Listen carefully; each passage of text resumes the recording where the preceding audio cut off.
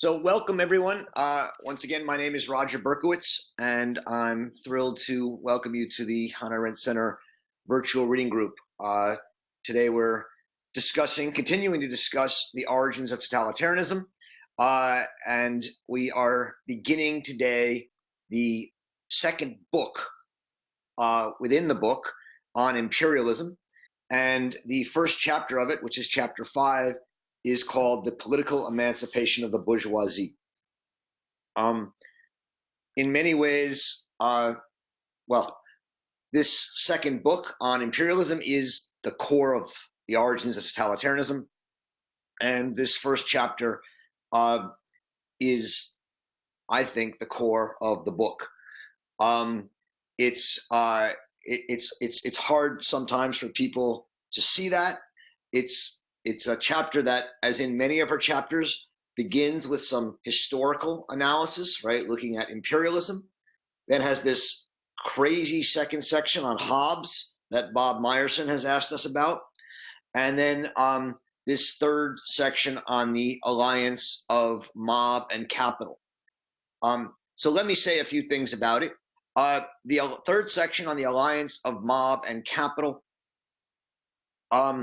is going to come back in different forms throughout the book, but most prominently much later in the book, in the third section of the book on totalitarianism, in a subsection of called the temporary alliance of the elite, the masses and the elite, and that is going to be, and in a way, the connection between this chapter on the alliance between mob and capital and the temporary and the other chapter on the temporary alliance between the masses and the elite is much of what comes in between is attempting to explain and make sense of.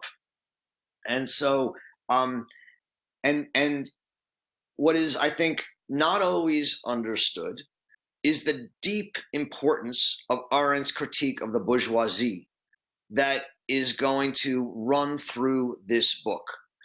And so just to give us a sense of that, I want to turn to this section on the temporary alliance of the between the mob and the elite, which begins on 326. But I want to point your attention to page 335 if you have the book in front of you. And on page 335, she talks about the premiere in Berlin in 1928 of Bertolt Brecht's three-penny opera, the Dragoschen Oper. And in it, she talks about how it was supposed to be a satire of the way that these gangsters and these businessmen who are like gangsters interact, and to show the moral depravity and of bourgeois society. And she said, though, the reaction to it was anything but that. The mob loved it and they applauded, she says, because they took it literally as the fact that, yes, mob morality rules. The bourgeoisie applauded it because the bourgeoisie had been fooled by its own hypocrisy for so long that it had grown tired of the tension and found deep wisdom in the expression of the banality by which it lived. And the elite applauded it because they understood that this unveiling of the bourgeois hypocrisy was wonderful fun. And then there's this great line, right, where she writes, quote, "The effect of the work was exactly the opposite of what Brecht had sought by it. The bourgeoisie could no longer be shocked.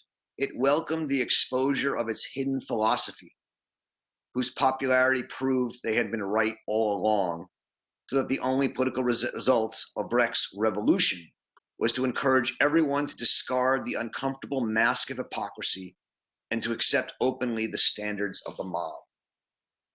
Well, here on page 335, if you haven't read the book all in one quick setting, you might have forgotten that it was back on page 128 or so, where we were talking about Thomas Hobbes as the hidden philosopher of the bourgeoisie. And so when, Bob, you ask, right, in the question you posted a little earlier that we transcribed, is why is Hobbes? Isn't this a little out of place? Isn't it a digression? On the one hand, yes. So when I teach this chapter, I call it the Hobbes digression, right? and it's clearly a digression. And yet, what she is saying is that Hobbes presents an articulation of man as he thinks will live in a kind of state that is emerging, the liberal state, that is the clearest and most crystalline expression of bourgeois man and bourgeois morality. And so when she's talking about imperialism, she says that imperialism must be considered the first stage in the political rule of the bourgeoisie, right? You can't understand imperialism unless you understand these bourgeois people. And the key to understanding the bourgeois is that they think economically. They think in power. And this is on page 138. The political need of the bourgeoisie is to limit and eliminate government restraint, ethical and legal government restraint on private economic activity, even while maintaining government as the ultimate protector of private property and the right of contract. For the bourgeoisie, the state had always been only a well-organized police force. And so the claim is here that for the bourgeoisie, they only need the state to protect their property, to protect their economic rights, their pursuit of more money and more power. And the great thinker of power, she says, is Hobbes. Because what Hobbes does is says, against Aristotle and against the Christians, he says man is not a rational animal. And he says man is not conceived in the image of God. He says that man is fundamentally a power-seeking proton. Man has a desire for power is the fundamental passion of man, says Hobbes. All men are equal, and so forth. They can kill each other, and thus it's man's aim to acquire power. This is again quoting Hobbes.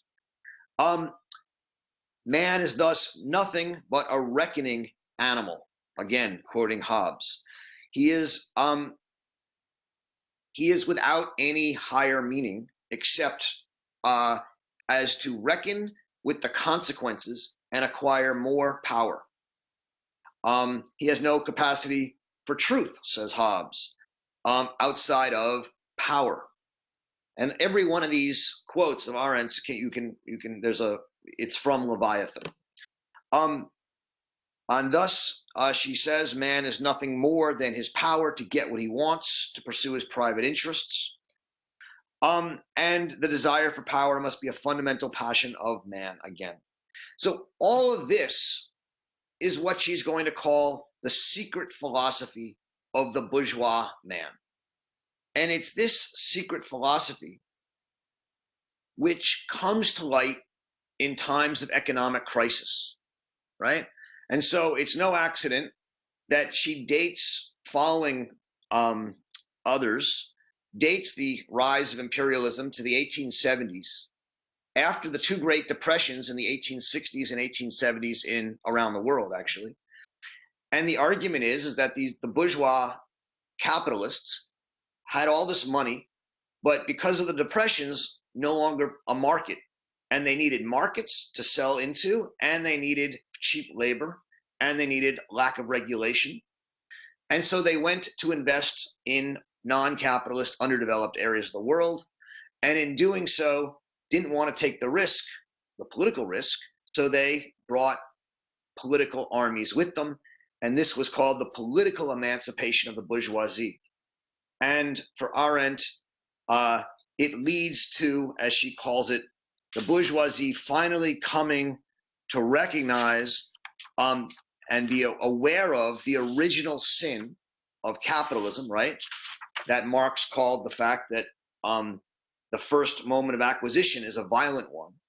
And what the bourgeois realized is that in order to keep the capitalist machine going, you needed the state behind you. And so the bourgeoisie embraced the state. And this leads to a kind of corruption between business and the state, where the state depends upon business, but the business depends upon the state for support.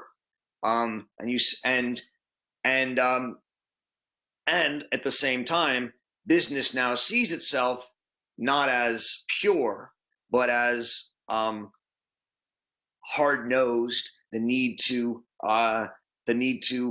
act somewhat violently, like the mob. And it is in this moment, right, when the bourgeoisie throws off its hypocrisy and accepts the fact that it is not a moral class. It loses its hypocrisy of being respectable and understands that business is a kind of hard-nosed war. That that the moral that there's a kind of alliance between the bourgeoisie and the mob, and the elite, the people who usually stand apart from the bourgeoisie, sort of because they have such disgust for this economic approach and this economic way of life, think, wouldn't it be fun if it just all burned down? And you get this kind of nihilism amongst the elite that Arendt so fully explores in numerous chapters of this book, but including in that chapter I was reading from before on the temporary alliance of the mob and the elite. And she's very concerned with this nihilism, this sense that there's a moral depravity in the country, and the elite, which is supposed to sort of stand up for the morality, sort of says, well, we'll ally ourselves with the mob, just like the bourgeoisie allied itself with the mob, in order to, in a sense, burn down the system, which is so corrupt. And this, in many ways, is what allows for the rise of totalitarianism. I don't think it's an accident, just to put this in a little bit of contemporary context, that so much of what we might call the alt-right or the Tea Party, not all of which at all is in any way totalitarian, I'm not saying it is, but really emerged in the wake of the recession after the financial crisis. I mean, if you look at Steve Bannon and his work, I mean, that's how he understands it. And he understands it as a rejection of, as he calls it, crony capitalism and Wall Street and Rand capitalism. This is quotes from him in his lecture that he gave at the Vatican in 2014, which he says is a betrayal of the middle class and a treating of American people as monetary objects through securitization. That is very much this, there, and the anger at the corruption of the elites, whether it's the media elites or the business elites, but it's really the cohesion, the collusion of the elites, which is now seen as increasingly corrupt and unjustified, is, I think, very reminiscent of the situation Arendt's describing, both in the 1870s, but also in the 1930s after the Depression around the world. So I guess that's my attempt to say to you, Bob, and to anyone else, that while it may seem like a digression, and it is a digression in the sense that you bring this little 10-page exegesis of Hobbes, it is for Arendt part of a deep-rooted part of her argument about the connection between corruption of the bourgeoisie, the loss of hypocrisy. And remember, for Arendt, hypocrisy can play an important role in the world. It's the compliment vice gives to virtue. It's what keeps morality, at least publicly, meaningful, even if it's not privately meaningful. And that's not unimportant for her. We all wear masks, and that's what hypocrisy is. It's a mask wearer. And so for her, this little exegesis on Hobbes is actually quite central. I'll stop there and see if you want to respond, Bob, or someone else, and see if that gets us going. No, I'm more interested in what others have to add. Thank you. Yeah, I just want to say that it seems, this is Suzanne. Yes. It seems to me the turn to Hobbes is, like the earlier turns to Marx or to Kierkegaard. I mean, this is how she works. She looks to these earlier thinkers for models, for views of the human that can be useful now. So I guess Yeah, I I mean, wasn't she as hasn't. concerned about going to Hobbes. For me, was like going to Nietzsche or going to Kierkegaard. I think that's right in her work, Suzanne. I mean, she hasn't in this book yet so much done that. I don't think. Although you're right, she does it in her other works. Right. Um, I think, and I think this is why this book is so interesting and why it's been so popular, but also difficult. This is not a work of philosophy. It's not a work of history. It's not a work of culture. It's not a work of economics. I mean, I think one of the things that really threw people off when this book first came out is just what it is. I mean, it's filled with little exegeses of Hobbes, with with 2 or 3 pages on the recession of 1860, with imperialism, with anti-Semitism, with Brecht. She has this unbelievable associative way of bringing lots of things together, and making an argument with them. But often it's an argument that you have to really, really think about to understand. And that, has been very frustrating to a lot of readers of this book. There's no doubt about it. To me, it's what's one of the most exciting things about the book, because there's just so many different places to enter it. You could enter it through Brecht. You could enter it through Hobbes. You could enter it through the oppressions of 1860s. You can enter it through Cecil Rhodes. Just these pages. Such different ideas. And wherever you find sort of a foothold, you can grow from that and understand the book from out of that direction.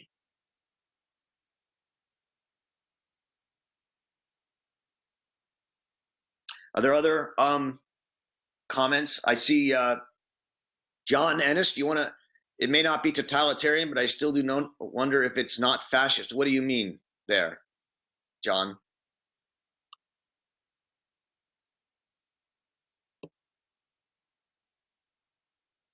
All right. I don't know if John's there, but Dina, you want to ask your question? It was more a comment that Arendt discusses Hobbes in terms of the Leviathan, and she points out that, it's not so much whether or not for Hobbes, man is power hungry, but rather that he starts out with the body politic and then, conceives of man as power hungry in order to fit that into the political arena, not the other way around. That's right. No, it's a very important point. So, I mean, it's more of a point of interpretation of Hobbes than it is important for, I think, the book. Although it's relevant. She's saying Hobbes's portrayal of man is not an attempt to be sort of saying, here's what man is naturally, or he may think that's what it is. But what she's saying he's actually doing is saying, if you think of a political structure in which you have a neutral state keeping order for people in their private pursuit of power, this is the kind of people that would exist in that state. And what she says is that Hobbes, long before there was a bourgeoisie, came up with this image of bourgeois power. And that's and so that's the direction of his thinking. What she finds important in it is this hidden philosophy of the bourgeoisie, which I think it's something. It's there's a lot when you read this long 500 and some odd page book. There's certain themes that keep coming up, and I always think every time I teach it, someone could write a really good paper on this or a really good thought on this. Well, I mean, you could write an entire analysis of this book through the lens of her critique of the bourgeoisie. I mean, there's just dozens of pages in this book in which she goes on about the justified disgust against the bourgeoisie, and a lot of this is her sense that the bourgeoisie, as this power-seeking class allies itself with the mob, and in doing so,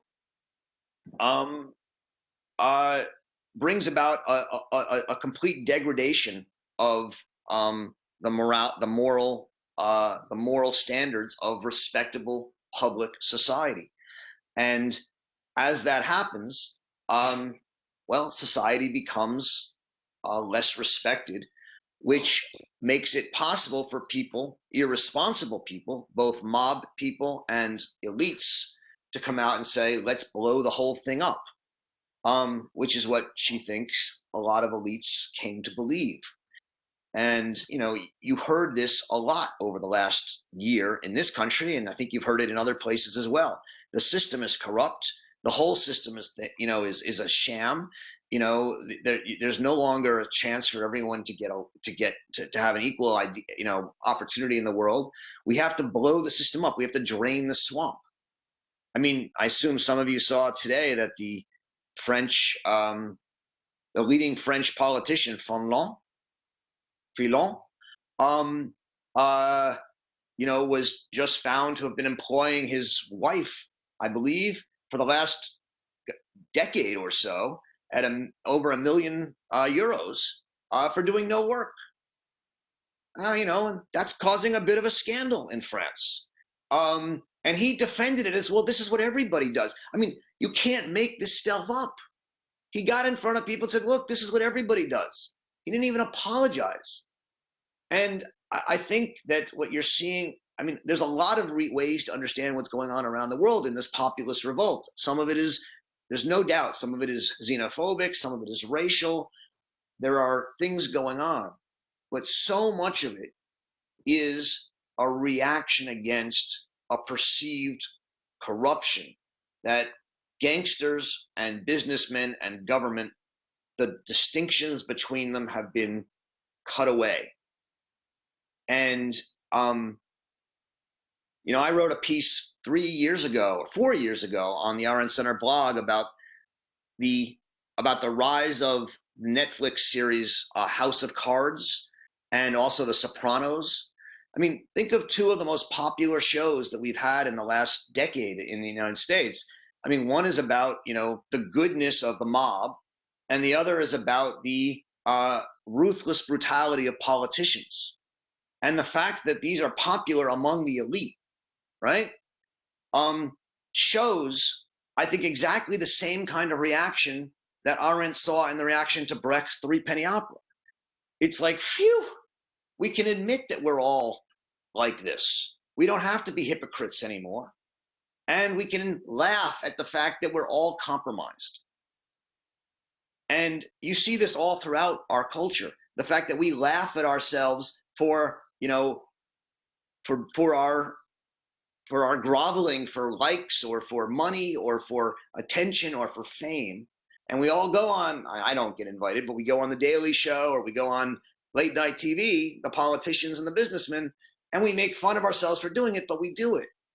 It's part of that loss of the boundaries of respectability that leads to deep anger amongst the mob and a sense of, well, the society's so messed up, let's try something else. Let's blow it apart.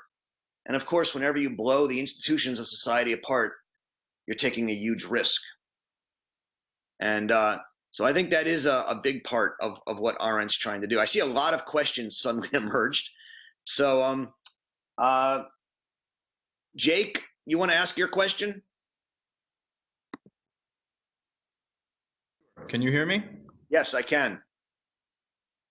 So yeah, I wanted to ask about the Cecil Rhodes quotation. It's on page 132. I'll read it very quickly. So Cecil Rhodes, I guess, told his fellow countrymen that they had to wake up to the fact that they cannot live unless you have the trade of the world, that your trade is the world, that your life is the world, and not England. I almost can't think of a less Trumpian sentiment than that. In many ways, sort of the complete opposite of what he's been saying.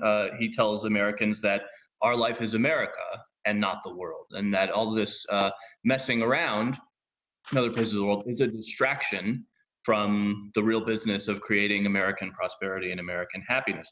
So I guess my question is, whatever else Trump is, I don't really see him as an imperialist. And I think, according to this chapter, one could certainly make the case that Arendt wouldn't have seen him as an imperialist either.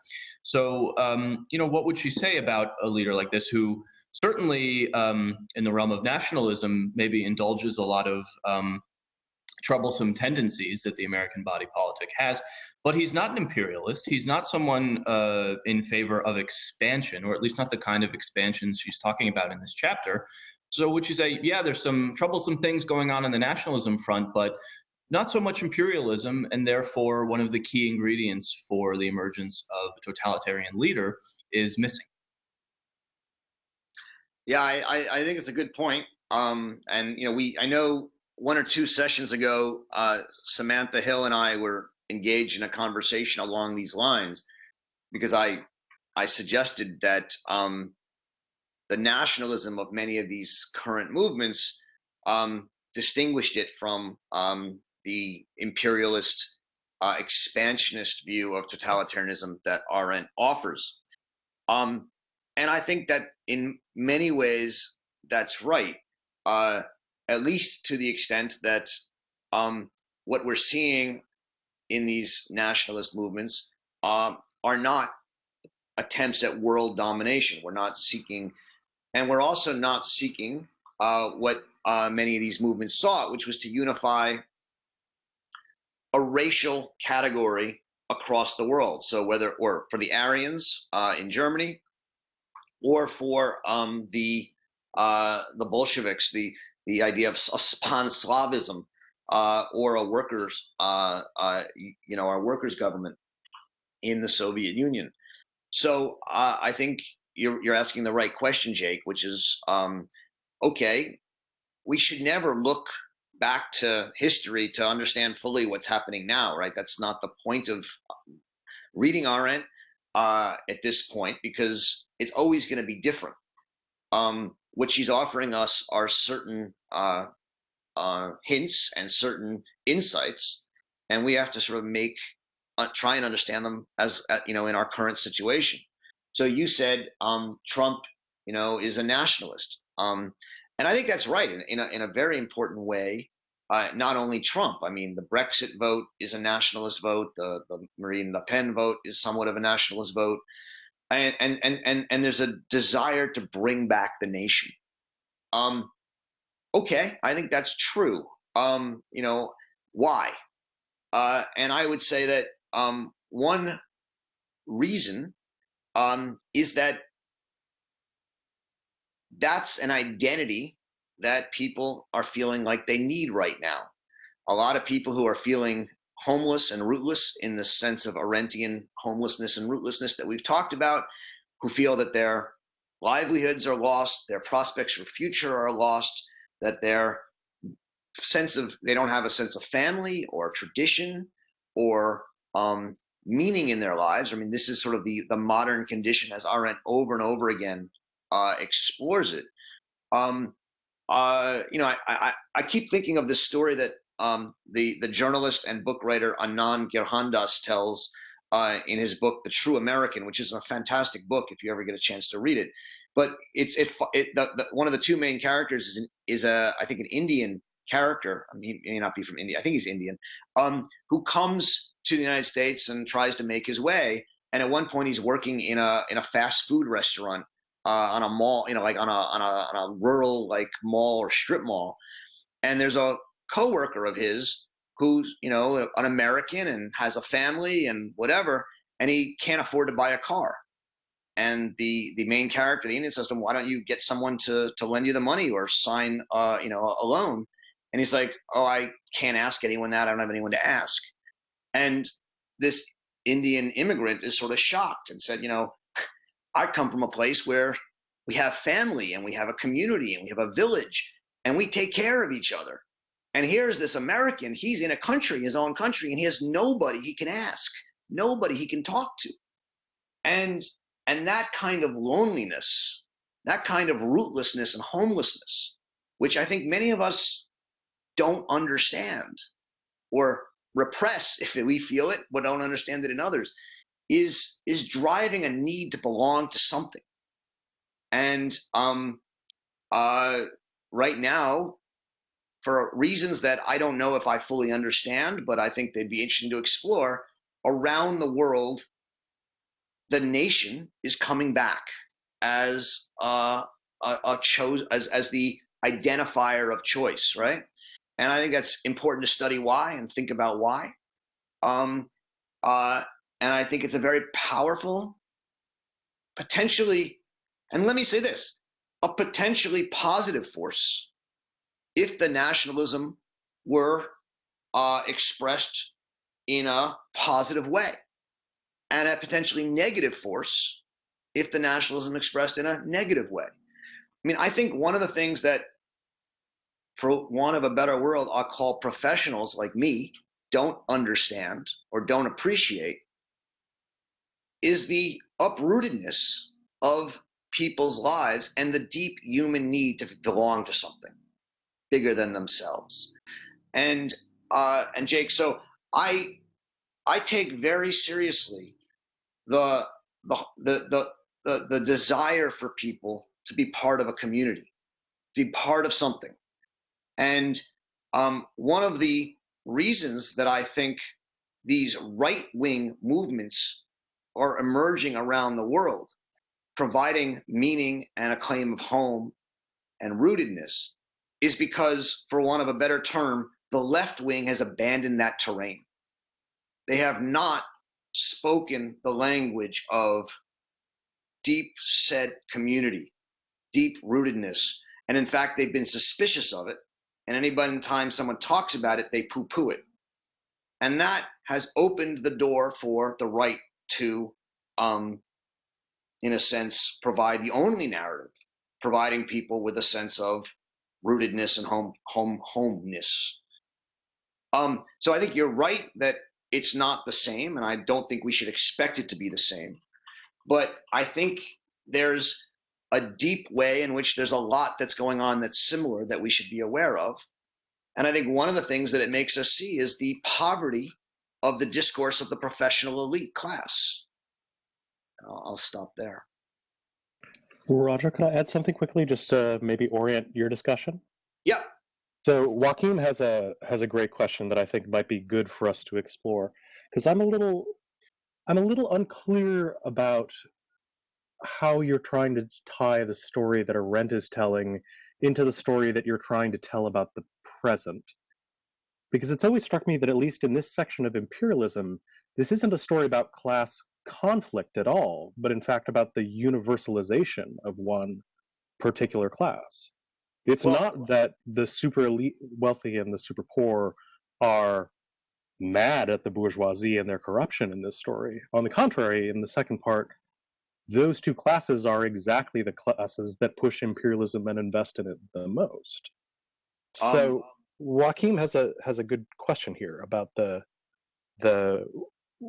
mob. He says the bourgeoisie and the mob pursue different goals, right?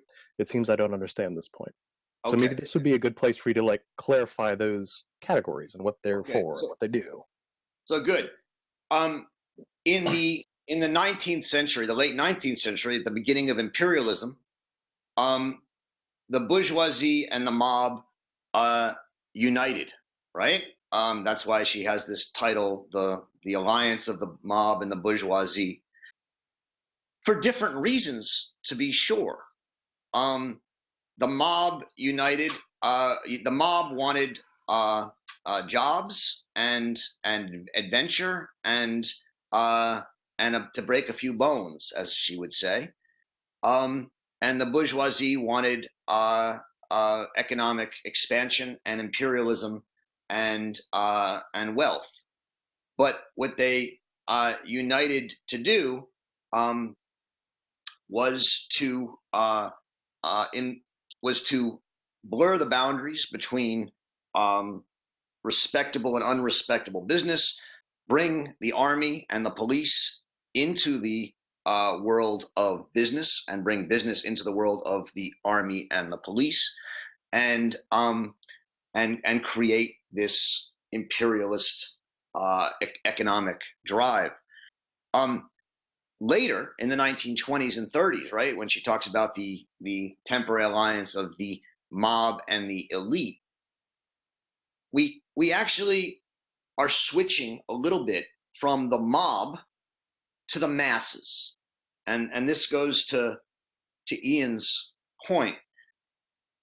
The masses are different from the mob, and I think the problem is that she often uses these words and she separates them, and sometimes it's a little unclear. But what distinguishes the mass from the mob is that the mob wants power.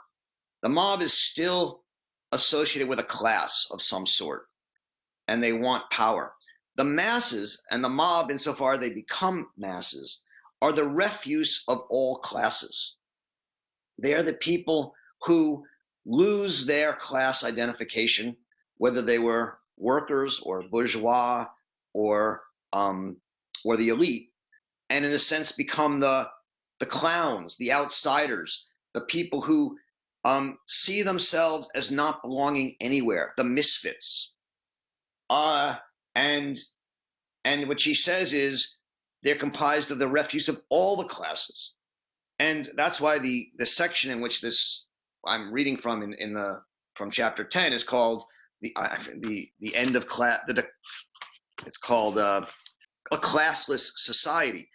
The masses emerge at the time in which the classes break down, and people no longer, the working class doesn't see so much advantage of identifying with the working class and being a union member, and so they sort of exit and they become lonely, atomized individuals. And the bourgeoisie doesn't see so much advantage being part of a bourgeois class. They become, independent operators. They become their own, everyone out for themselves. And the elite no longer sees themselves really as the elite.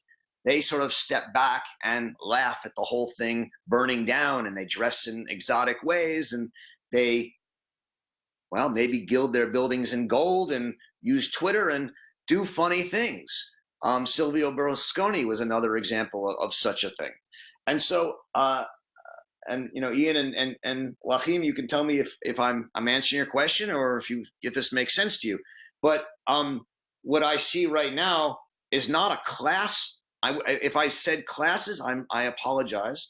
I think what we're actually seeing is not a class division, but the rise of people who see themselves as outsiders, people that see themselves as not part of any class right now, who see themselves as lonely and atomized and homeless and rootless. And you're seeing that emerge in all classes. Steve Bannon and Donald Trump are rich, right? They're both very rich, but they feel like outsiders, and they have embraced this sort of jester-like outsider attitude. They are part of the mass. Arendt understands it as the refuse of all the classes.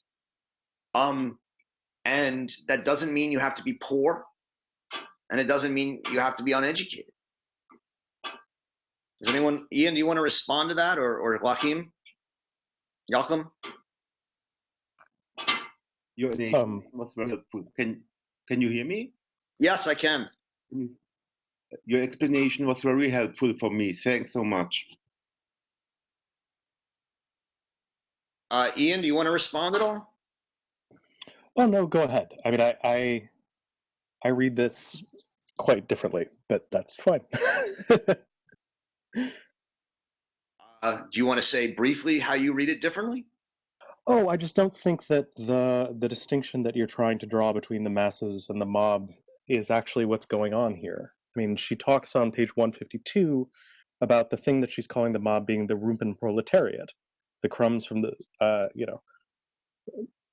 Then she talks about them being, referring to all of the superfluous of bourgeois operations. But it's that superfluity that connects them to everything, right? So it is actually the mob, as she's talking about it here, or the masses that you're talking about it, who are supporting imperialism, not broken off from it and angry from it. Does that make sense? Yeah, well, I'm not talking about imperialism, right? I mean, I'm moving, right, between imperialism and totalitarianism. Fair So enough. I tried to answer your question by saying when we're in the imperialist era, yes, we're talking about the mob and it's more of a class-based idea. But by the time we get to her discussion of the classless society and the discussion of the mob and the masses in chapter 10, she makes it very clear that this is not just the lumpen proletariat. This is the refuse of all classes that are part of the masses. So you're right in the economic reading of imperialism, which I thought I said and I agree with.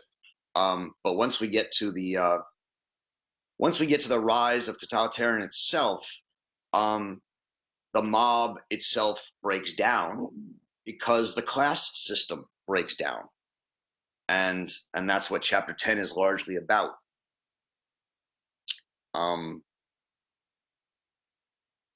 Does that make sense, or you still want to disagree? It's really okay. I don't need to occupy the conversation. There's a good question from Masha that I just tried to send to you. That I think Okay, would be... Masha, you want to ask your question? We'll try and get to as many of these questions as I can. He's just trying to put ones in order that relate to what we're doing. Can you hear me? Yep. It's more of a comment than a question. Roger, you were talking about the new nationalism, and I think that there's something important in this new nationalism, which is that it's a kind of nihilistic nationalism, right? Every one of these movements that I'm aware of asserts not that our nation is better. It's not a forward-looking vision, but it's more our nation will finally drop the hypocrisy and admit the fact that it is only out for itself, right? And you see that happening all over the world, even in a place like Sweden, where the right-wing movement, the Sweden Democrats, is basically emerging and saying this entire story that we've been telling, since World War II about Sweden as a nation open to the other. That's not true. That's been a lie this whole time, and that's what our new nationalism is based on. So in a way, it's not an anti-expansionist nationalism. It's an anti-open nationalism. By anti-open, you mean anti-hypocrisy or anti-open to immigration? Which are you meaning? Both. It's anti-open to immigration, and the basic premise is that we've been hypocritical. So this vision of ourselves as a good nation needs to be dropped. Does that make sense? Yeah, I think it makes sense in a way that is both right on with what I've been saying and complicating, and I think in a good way, because the attack on hypocrisy is exactly what Arendt is. I mean, there's so many pages in this book on hypocrisy, which she comes back to for those of you interested in it. In the end, the last 20 pages of her chapter on the social question and on revolution, which are brilliant defense of hypocrisy, and the need for hypocrisy in any political system. Or another way to put that is the unbelievable danger of the attack on hypocrisy as the foundation of politics. Because once you attack hypocrisy, no one is safe. Everyone's a hypocrite because nobody is perfect. And this leads to what she calls the terror in the French Revolution, but it leads to the rejection of any hero and the rejection of any goodness in society, and thus the embrace of the mob, the mobster as the okay politician. And so I think that so much of what's going on in the world right now is, as I think Masha is saying, and if so, I fundamentally agree, is a real anti-hypocrisy movement. There's a claim that the post-World War II order, which brought a lot of good things for a long time, has now that it's not bringing as much to everyone who wants it, is suddenly being shown to have been hypocritical and shown to have been based on corruption and collusion and cheating, and there's a anger at these hypocritical elites, whatever you want to call them, that that are claiming to be, public servants and doing good, but are actually employing their wives for no money, for no work, and are actually, getting money for their husband's foundation while they're Secretary of State. And this hypocrisy, was tolerable as long as people felt like they were gaining from it. And since the recession of 2009, 2011, as increasing numbers of people in the country feel, and not only in the country but around the world, feel left out of a globalized system that seems rigged, there's a lot of reactions. One is burn the whole system down. Another is let's forget the hypocrisy, and as Masha said, America first or Sweden first. And let's just be honest about who we are. We're nationalists, and we should not be, this namby-pamby internationalism is nice when you're rich, but when you're not, we have to fight the way everyone else fights.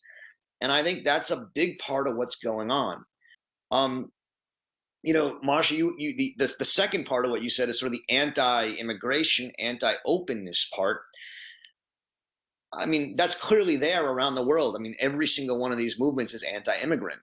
I would say that I think it's connected to this saying, like, look, we have to be honest. We're suffering. I mean, I think, the line that sticks in my head is somebody recently, and I don't know who it was, said, I'm not against immigrants, but I'd rather help the war veteran who's suffering than the immigrant who comes in and says, give me some aid. And that to me is a coherent, logical argument. We may not think it's open. It reminds me of Emerson's great line, "These are not my poor," right? In Self-Reliance, I think. Help your own poor before you help the other poor. And he talks about how the drive for charity and helping poor around the world, or beggars that you don't know, or even beggars on the street who aren't in your family, is often an avoidance of the harder moral question of helping the people closest to you who actually need it. And there's this, I think, divide between those of us who have a world perspective and those of us who are saying, we're not rich enough right now to have a world perspective. I mean, that's exactly what Trump is saying. And to that extent, I take these pages of Arendt's to be very relevant to what's going on today. Because they reflect the emancipation of the bourgeoisie into politics, so that the bourgeoisie understands that in order for it to do business the way it does, it must do violence, and it must bring the government to bear to support it in its violence, which is the beginning of corruption, right? Once business and government see themselves as working in hand for the good of the country, that's corruption. And so it's the moral corruption is then this claim that that's what man is. Man is a power-seeking animal, as Hobbes said, and man is someone who is whose goal is to achieve ever more power. And this leads, as she says at the end of this chapter, in the coda to this chapter, while Hobbes himself didn't talk about race, I mean, she's not quite right about that, and you can find some racism in Hobbes. She says this view, right, at the end, that man is, a power-seeking proton, and thus not part of a rational, or God-given or God-created human race, suddenly emerges when you say, well, we got to take care of ourselves. And if it's all about power, and it's all about who can acquire the most power, we better look out for our own, the Americans, the French, the Russians, the blacks, the whites, the Jews, the Christians, the Muslims, right? You know, I mean, and I think you're seeing a moment like that in time. And it's a moment that if you understand the way this book is constructed, which is to say, totalitarianism emerges out of a number of elements that are connected with this rise of modernity. And the fundamental one is this rise of homelessness and rootlessness. And what it means is that we are, as long as this modern world continues to exist, one defined by homelessness and rootlessness, there will be repeated crises where this power-seeking drive of man to will emerge, and we will have political and moral crises. Now, they won't always lead to totalitarianism. We should not think they will, and in fact, most of the times they won't. But we are still in the churn of those ideas. You want to add to anything to that, Masha? I'm sorry, I talked a long time, but I think it's a really important and good point you made. That was great. Thank you. Can I ask a question? It's kind Yes. of technical. Who's this? It's Sarah. I don't have my camera on because I'm traveling. Something that I noticed as I traveled around the country and knocked on doors and talked to people about who they were voting for over the last year and a half, something that came up very frequently was almost, I would say, a mimetic desire to be like Trump. For people to have sort of said or internalized in some way. And I'm wondering if you can speak to this, like, as what it is that the ultimate desire of the masses ends up being, is that people would sort of say, like, you know, he's going to bring wealth and then we will all be just like him because he's a businessman and he's done this. Now, that's obviously a very, you know, oversimplified kind of thing, but this was a very recurrent theme. I mean, many people truly believed with conviction that their economic sort of situation would change greatly under him because he was allied with business, and he would get, rather than, you know, having government and business work together, he would get government out of business, and therefore would free us and allow for economic growth and expansion. I'm wondering if you can talk about sort of, I mean, when we're talking about power, are we talking about simply economic power? Are we talking about the desire to have you know, actual community power? Like, how is this sort of defined, and how is she interpreting that? I think it's a great question, Sarah. So thank you.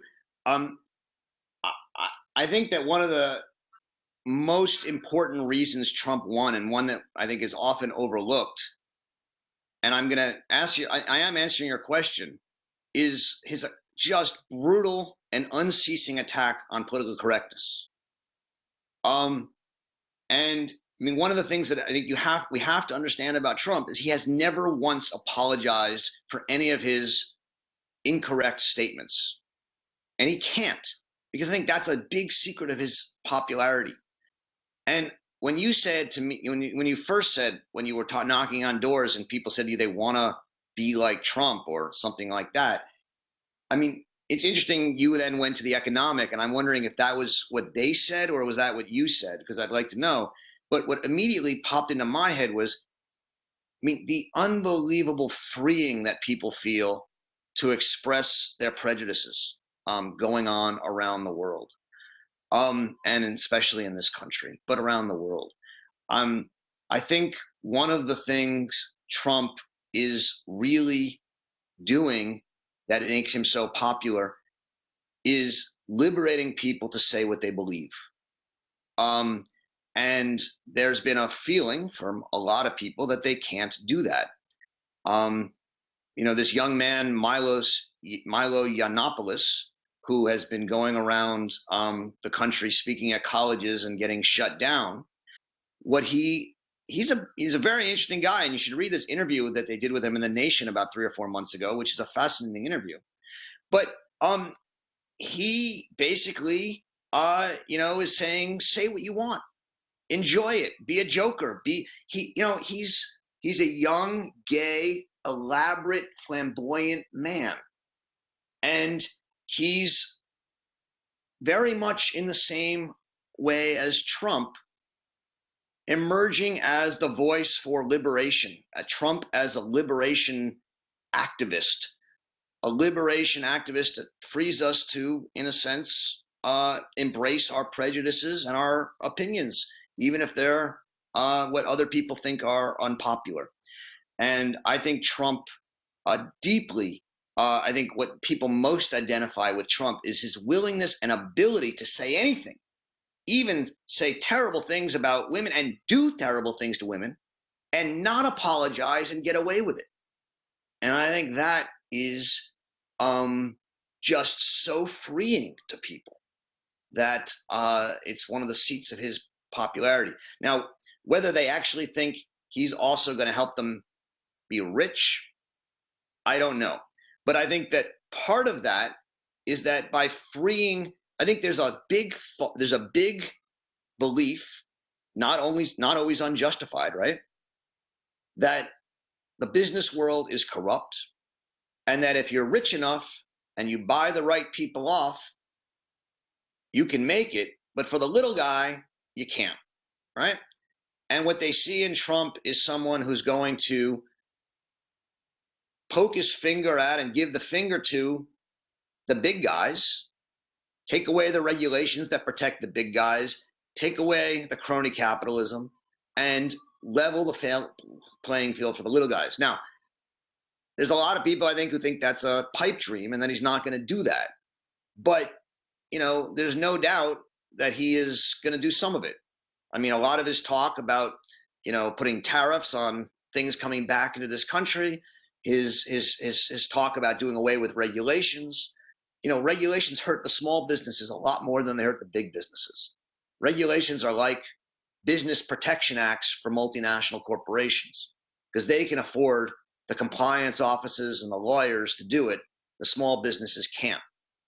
So that's an important point. And I think that there's a lot of people who think that he's going to level the playing field against the corrupt classes. I don't know if that fits with what you heard, Sarah, but that's how I interpreted it.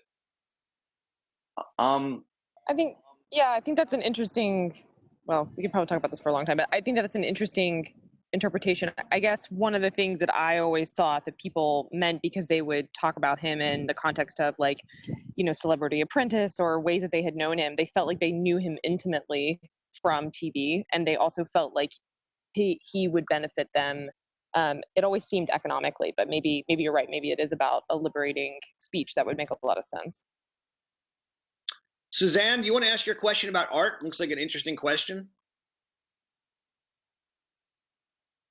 I don't know how central this is to the main arguments of the chapter, but on 141, she talks about the elevation of chance and how in that period, the novel emerges. The novel is the art form that's able to address kind of human necessities at that point, whereas drama recedes.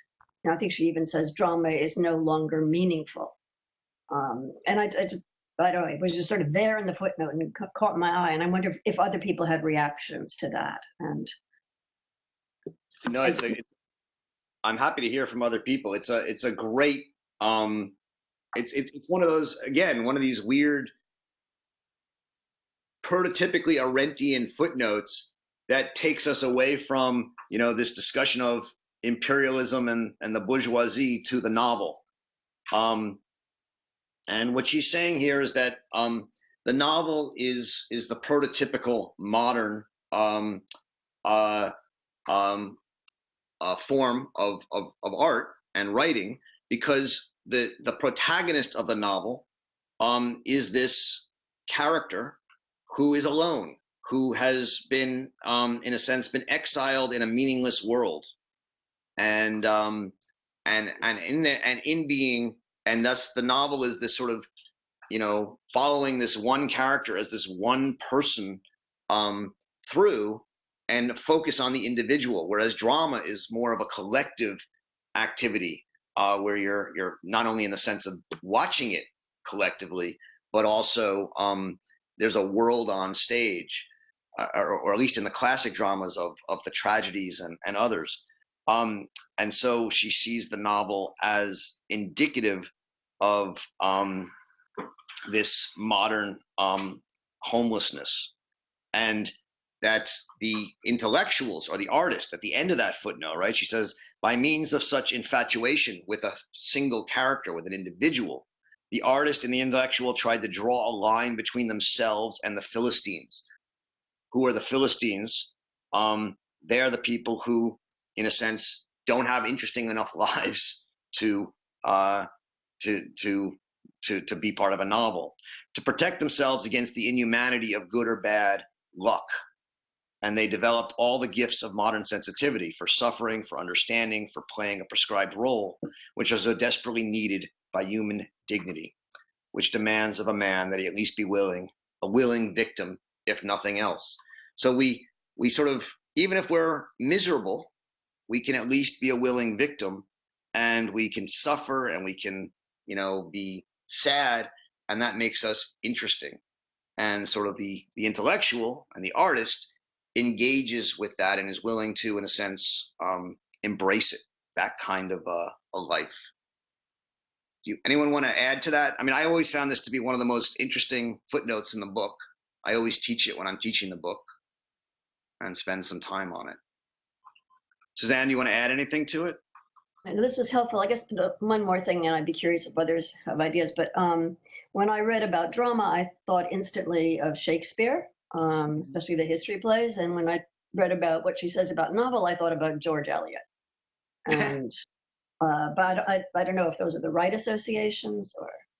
I think, the idea is that Shakespeare's are still about the world, about, and whereas the, George Eliot, or she talks about Balzac here, are novels of, individuals cut off, who float through the world on luck and chance, but are not part of a community, not part of a, even if they are part of a community, that is put in question. Yeah, thank you. Johanna, you want to ask? Aside from the question, Jack, aside from the question of, just adding that aside from the question of chance, there's also the difference between drama and the novel, that drama is a shared experience. That is, you experience drama in a social environment together with other people in a fixed period of time, whereas the novel is approached individually on your own time, separate from the rest of the world. The typical image of the novel reader is the person I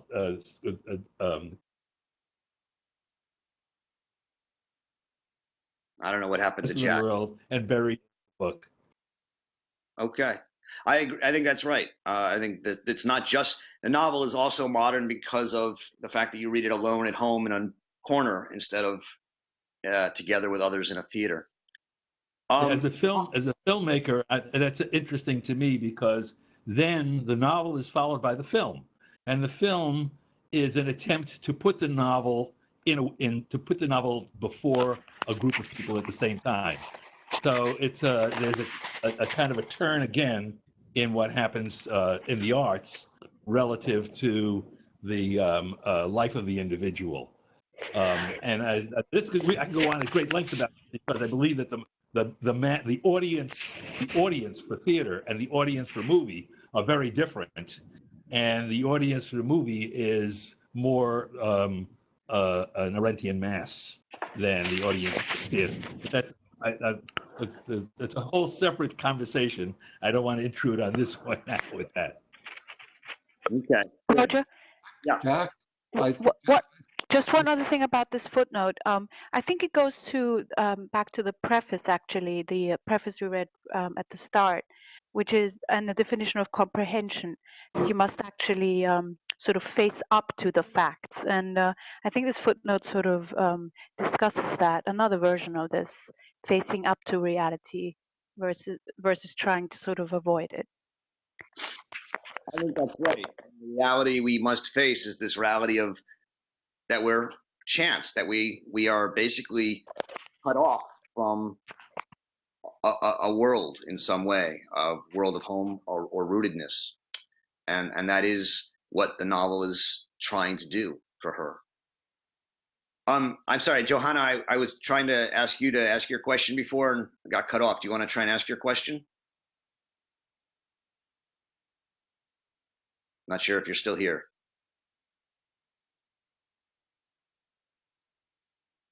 All right. Ron Engel, do you want to ask your question?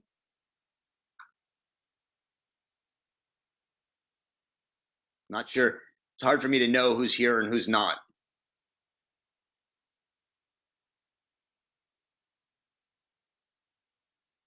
So any other questions? If there is none, oh, I'm sorry. Go ahead, Howard. I was interested in what Jack had to say, and I'd like to hear him comment on the fact that we've now gone from the motion picture theater to Netflix. So we're kind of back isolated in our particular homes with our novel. You want to comment, Jack? Yeah, I think Howard is right. I think that I mean, I have a broader the movement to the technology that permits us to watch the movie at home is part and parcel, in my opinion, of the movement toward nationalism. So it's a much broader sense. I have a much broader sense of that. I think Howard is right that there's been a technological change. And we need to take a look at how technology impacts the theory that is being presented here. Because as you said at the very beginning, and as you repeat every time, we read Arendt not to take lessons from the past, but to think about the present in the context of the past with the tools to think about the present. So my sense is that there's been a change in technology which has brought about a new kind of nationalism. There was a period during the 30s and 40s and 50s and really pretty much to the end of the 20th century of what you have termed as rootlessness and homelessness, which found expression in the movement of people. That is, the technology permitted people to move rapidly from one place to another, and there was nowadays people don't stay at home anymore. They go to another place to live, another place to work, or another country entirely. And part of that was the consequences of the economic disruption of the Depression, when a lot of people were sent willy-nilly. You know, both Hannah Arendt and I were stateless at one point, and stateless was a state that was enjoyed, I may use that word, by literally millions of people who had no place to call home. And what the technology has done is it has permitted us to go back home without leaving where we are, so that people can communicate with each other as we are right now. I mean, take a look at this group of people congregated around you from all over the world. People can go back home. They can continue to share the things that were part of their home. So the music and the movies. I'm always astounded when I go in to buy some curry that the shelf is covered with Indian films, right? Which the people who shop at that store look at all the time because it brings them home. And so I think the current nationalist movement is more of a pan movement. And that's why I'm a little concerned about it, because I think that what's happened is that there is a possibility, I have no idea that this is what's going to happen, but there's a possibility that the trend toward imperialism, that is the move of imperialism, will find a new expression by uniting people who are separately nationalists, but whose underlying ideology, if you like, is nationalism, is the rightness of the nation. I think it's really interesting I think it's really interesting that you're trying to push in that direction, and I think it's worth trying. I think, but I also think back to what Masha and I were talking about a little earlier. I mean, as much as there's a kind of clearly there's a kind of connection between Nigel Farage and Trump and Frau Petri in Germany and Marine Le Pen in France and others. Each one is also a little suspicious of each other precisely because of the America first or German first tinge of each movement. So I think it's worth trying to look for the internationalist and elements. I think there's clearly an internationalist movement going on, but I also think it's important to take each one on its own. I want to, if I might, I want to look at a page from the text that we were reading that relates to some of the conversations we're having and put it open for conversation. On page 155, right? If you want to take a look. She writes, the rise of the mob out of the capitalist organization was observed early, and its growth carefully and anxiously noted by all great historians of the 19th century. Historical pessimism from Burckhardt to Spengler springs essentially from this consideration. But what the historians sadly preoccupied with the phenomenon in itself failed to grasp was that the mob could not be identified with the growing industrial working class, and certainly not with the people as a whole, but that it was composed actually of the refuse of all classes. So I was talking about this point before, and this is something she will talk a lot about again in chapter 10. This composition of the mob, as she says, as the refuse of all classes, made it seem that the mob and its representatives had abolished class differences, that those standing outside the class-divided nation were the people itself. There was sort of some Volksgemeinschaft, rather than its distortion in character. The historical pessimists understood the essential irresponsibility of this new social stratum, and they also correctly foresaw the possibility of converting democracy into a despotism whose tyrants would rise from the mob. What they failed to understand was that the mob is not only the refuse, but also the byproduct of bourgeois society, directly produced by it and therefore never quite separable from it. They failed for this reason to notice that high society's constantly growing admiration for the underworld, which runs like a red thread through the 19th century, is a continuous step-by-step retreat on all questions of morality. What I interpret this to mean, right, is that as a byproduct of bourgeois society,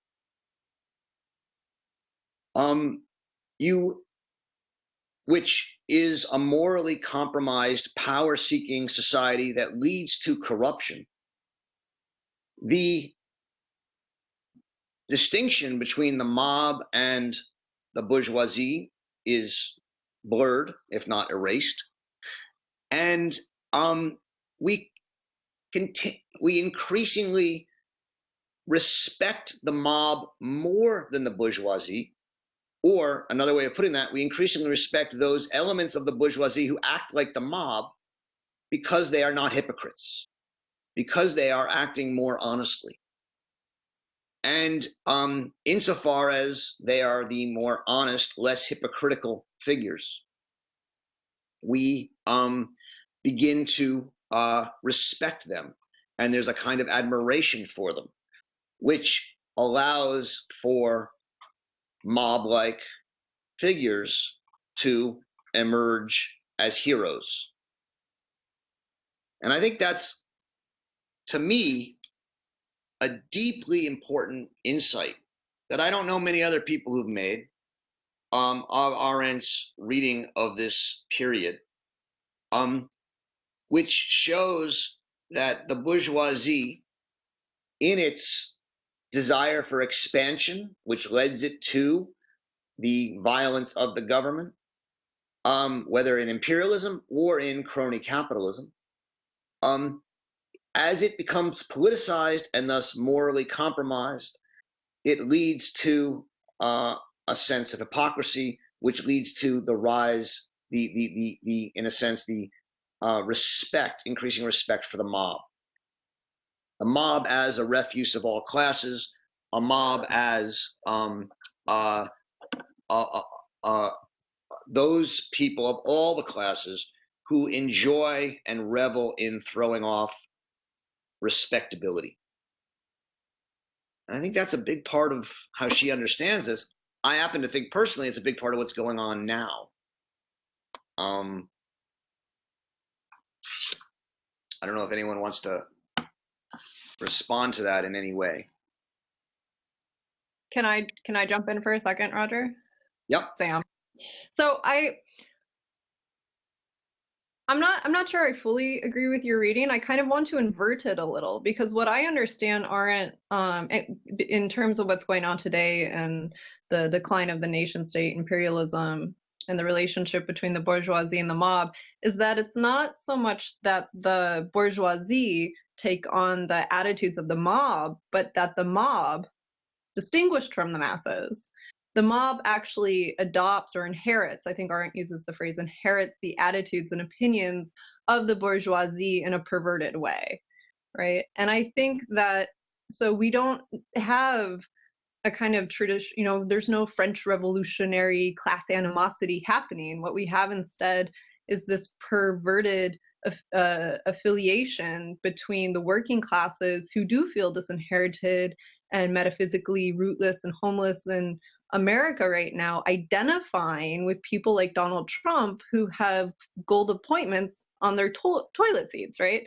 Who are absolutely a part of the 1% and the bourgeoisie. And they don't see themselves necessarily separate from them, but they take on their class values. And so I see it moving in the opposite direction in Arendt's reading. I don't know what the opposite values are. I mean, if you talk about the mob taking on the perverted values of the bourgeoisie, or the bourgeoisie taking on the values of the mob, I'm not sure there's a difference there. No, the mob inherits the values of the bourgeoisie, and those values become warped, is what I mean. I think Arendt later in the chapter that you keep alluding, in chapter 10, when she's talking, uses the phrase perverted. But just to mean that they become warped. Yeah, but okay. I mean, again, maybe I'm totally unable to comprehend things, but the perverted values of the bourgeoisie are the values of the mob. I think we're saying the same thing. The difference is that I understand what she's saying to be that the bourgeoisie were a class of hypocritical respectability, whereas the mob were always without the need to present themselves as respectable. And what I take to be the perverted values of the bourgeoisie is the loss of respectability and the embrace of the mob, which is what I've been saying. I think it happens, you know, if you want to reverse the direction. I'm not sure I mean, I guess what's at issue, and the difference is that you want to put, I'll put these words in your mouth, you want to put a Marxist reading on this. You want to say, you know, well, Donald Trump's the 1%, therefore he can't be part of the mass. I don't buy that for a second. I think that Donald Trump is part of the mass. He is now he's also part of the 1%, or even the 0.001%. But the point is that the mass is the refuse of all classes, and it's those people who deny and enjoy denying respectability. But maybe, I don't know, if you want to, we can come back to it when we read chapter 10, or you can continue with it now. I can't hear you. Yeah, I was trying to unmute it. I think Dan was muting me or something. No, to tie it to the chapter that we're reading for the day, it's not a Marxist spin. When she's talking about the political emancipation of the bourgeoisie, she is very clearly drawing a connection between, so, right, she talks about bourgeois man. He has a private life. He enjoys staying at home. And then in order to expand his business, he has to get involved in politics, right? Yep. She's drawing a direct relationship between the bourgeoisie entering into the public sphere, leaving the private sphere, and the rise of the mob, right? And the masses, eventually. Moving from imperialism to totalitarianism. I don't think that's a Marxist reading. I think that she is pointing us towards instrumentalization of the people that was needed in order for the bourgeois man to successfully, essentially take over the government for economic purposes to continue expansion. And all I would add is, look, what I would say to this is that is part of the argument, but if you only are going to read her economically, I think you're going to miss a big part of the book. The mob is both an economic class, a working class, but it's also the refuse of all classes. And the mob, understood as the refuse of all classes, is a byproduct of bourgeois society, not simply as a tool of the capitalists, but also as a rejection of all respectability and morality, and specifically the bourgeois respectability and morality. So all I would say is you have to understand both sides of her critique. One is an economic one, and one is a moral one. And I think she puts the weight on both, and it's important for us to accept that. I see a question from Ruth that I want to go to. Ruth, do you want to ask it?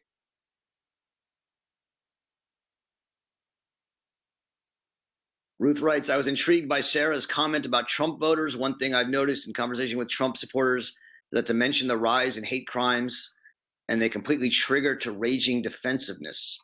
They may thrill to express politically correct intellectual talk, but to acknowledge the link to the predictable action or accountability is not yet a place they want to go. Kevin, you want to say something? Oh. I mean, I think I take that as a comment then, Ruth. I'm not going to reject it. I mean, I think it's right.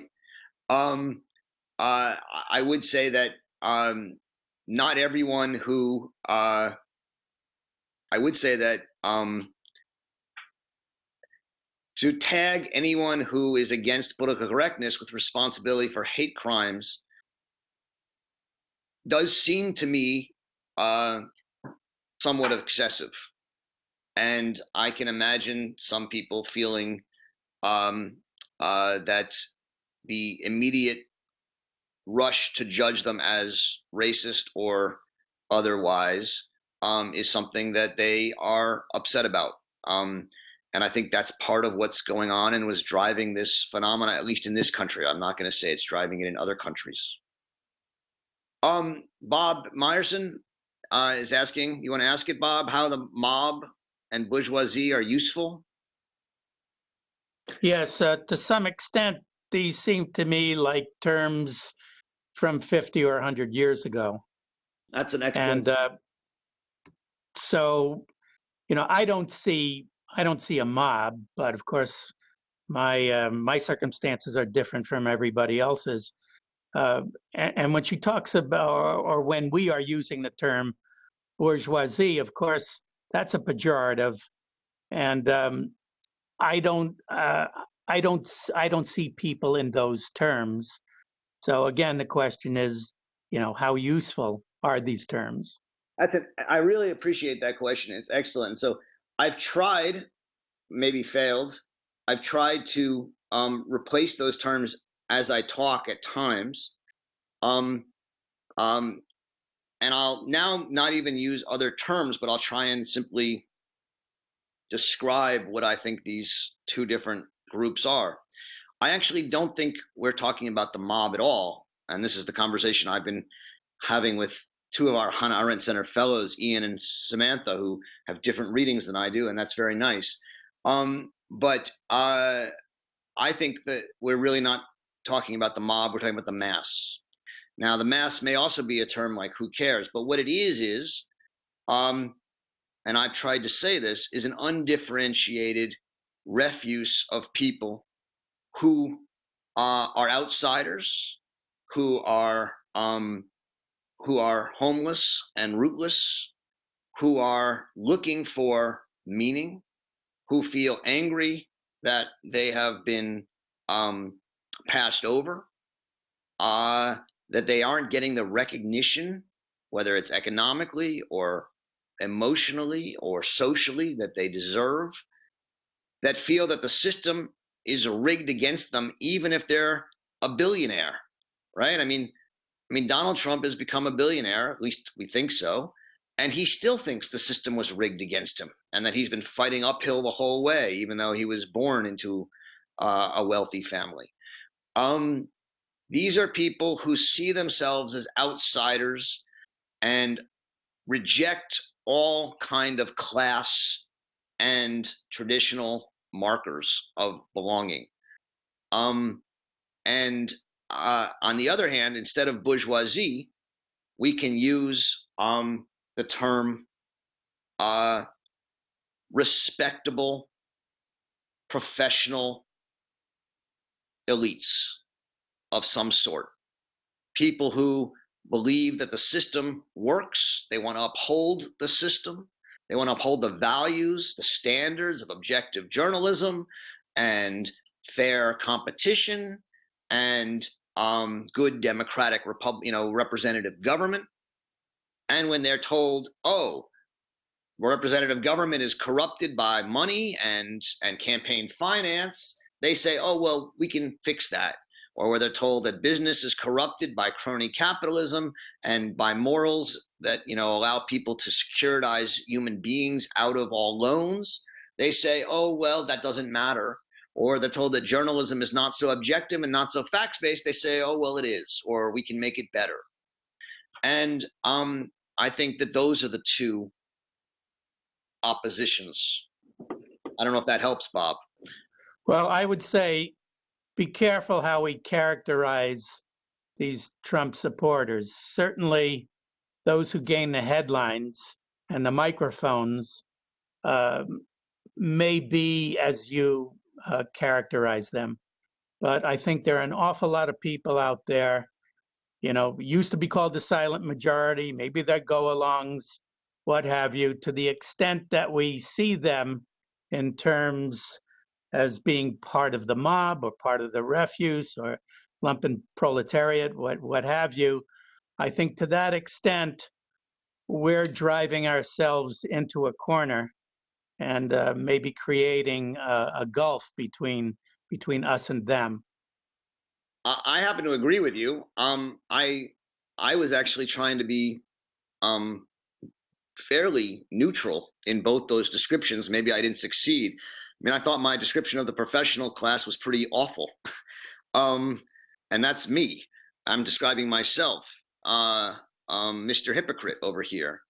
And I thought I was pretty brutal to both sides in a neutral way, but maybe I still need more work on it.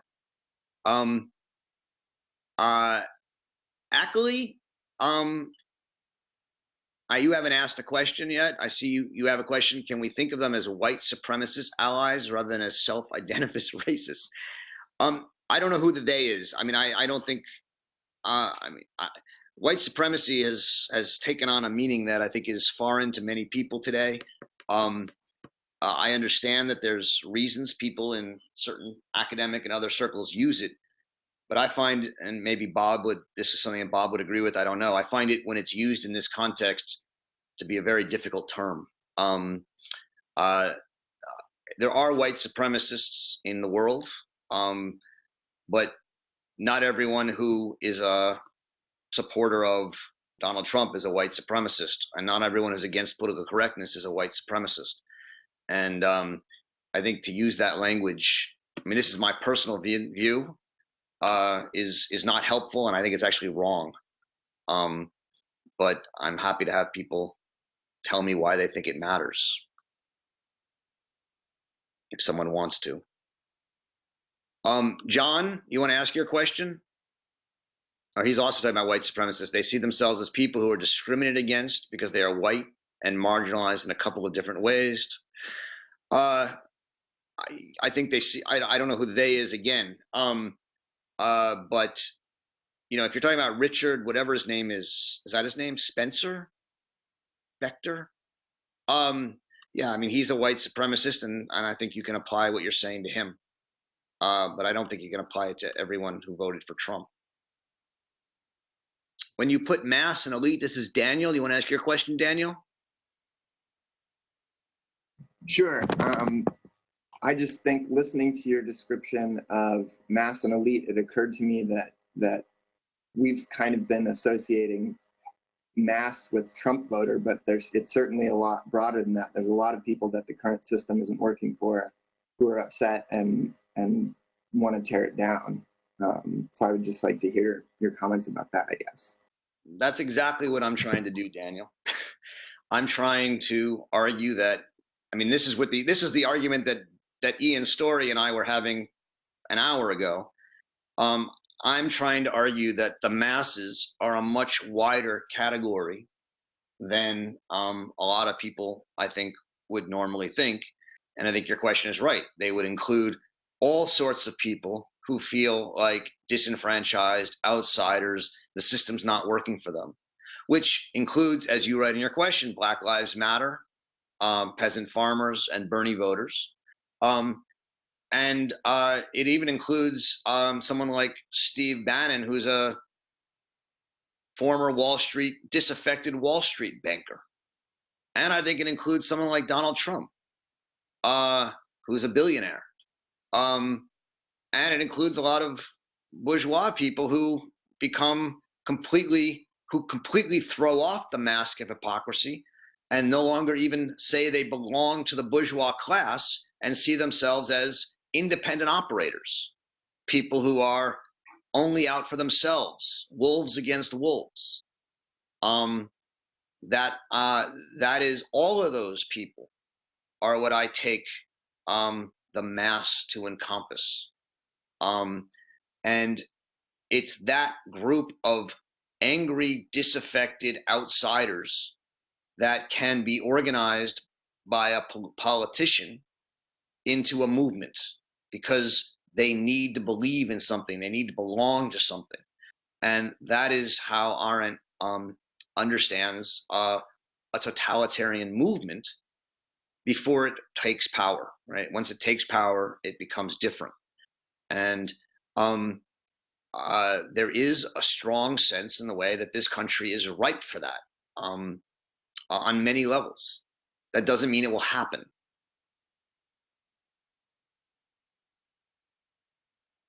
Roger, could I just ask a question around imperialism? Yeah. We'll make this the last question and then we'll go on. Thank you. Yeah, so I was just wondering what thinking is that the period that she's writing about, we have a political support for economic imperialism. So there was a political imperialism which was supporting the economic imperialism. As the political imperialism dropped off, it seems to me that that void was filled by cultural imperialism. And I just wondered if you would comment on that. You're talking about sort of American cultural imperialism around the world, or Western cultural imperialism? Yeah, I would say that, yes, as a support for economic imperialism. I'd have to think more about it, Harold. I mean, it's a good question. I mean, there's no doubt that there's been a cultural imperialism of sorts. How that fits into the questions that we're interested in here. It's part of the globalization phenomena, the loss, and as that cultural imperialism happened around the world, there was a sense of, I think we exported the kind of rootlessness that we have here around the world. But I'd have to think more about the full implications of your question. I